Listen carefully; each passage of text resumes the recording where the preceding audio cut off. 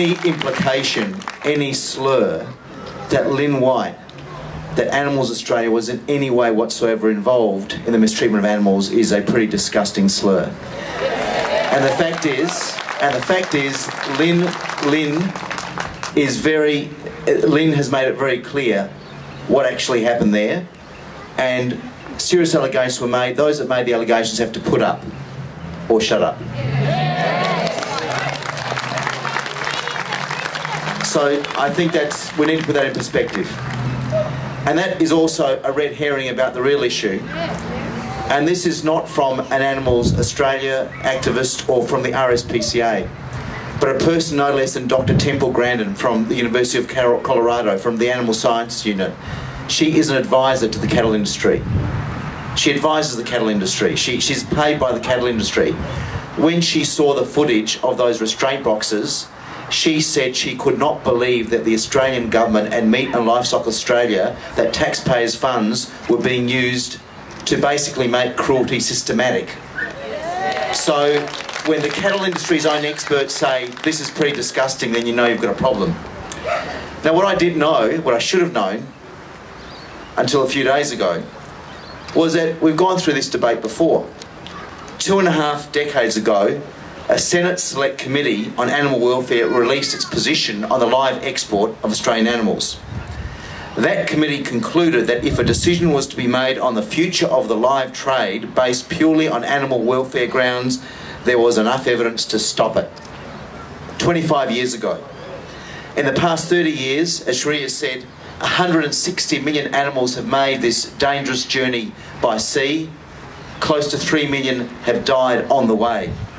So you can try and improve slaughter techniques, and you can try and clean up the appalling lack of standards in some meat markets overseas. That doesn't get around the fact that the journey overseas is inherently dangerous and often deadly, and you cannot guarantee standards.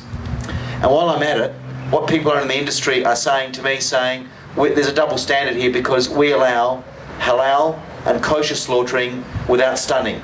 Well, guess what? That's wrong too. And we need to show the rest of the world that we mean what we say.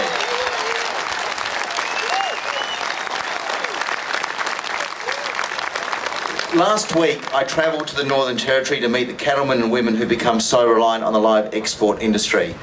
Believe me, it wasn't a comfortable meeting for either them or me, but it was good to be there, and it was good to talk to them firsthand. Every one of them said to me that they were shocked by the vision of the Indonesian abattoirs obtained by Animals Australia and screened on the ABC's Four Corners, and I believe none of these cattle producers would endorse such animal cruelty. I believe that from all the producers I spoke to. But in a way, those cattle producers are like so many Australians. Too many of us have been blissfully ignorant of the cruel reality of the live export trade.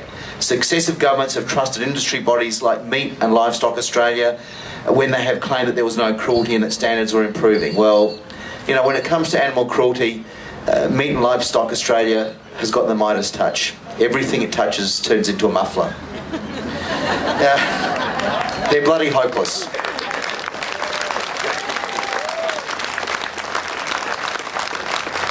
Well, if you abuse 100 animals one day and then you only abuse 99 the next, technically you could claim it's an improvement, but that's not acceptable.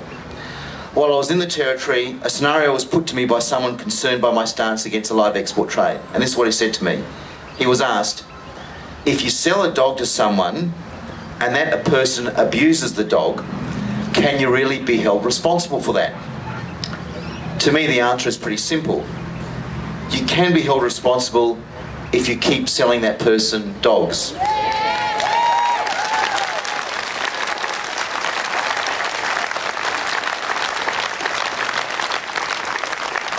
And I agree with Cherie that our cattle producers in the Northern Territory have put all their eggs in the one basket because of Meat and Livestock Australia leadership, or if you like, lack of leadership, a complete abdication of leadership. I do believe that we need to ensure that this animal welfare crisis doesn't turn into a human welfare crisis in the Northern Territory, but Meat and Livestock Australia have been grossly negligent in the way that they have pushed and encouraged this live trade. Just a few days ago, I wrote to Coles and Woolworths and said, why won't you take on Brahman cattle for the domestic market? Now, the response we got through some back channels from Coles was pretty weak. They said, oh, we've got long-term contracts. Now that's just not good enough. There's no reason why we should be slaughtering those animals overseas, why we can't have a viable trade here, as Cherie said. None of us should turn a blind eye to the cruelty of the live trade. The industry will give you 1,000 reasons why we can't stop it. They say that we can't process meat here, even though that would mean creating value and creating jobs for our nation. My response to that is pretty simple. If New Zealand can do it, why can't we?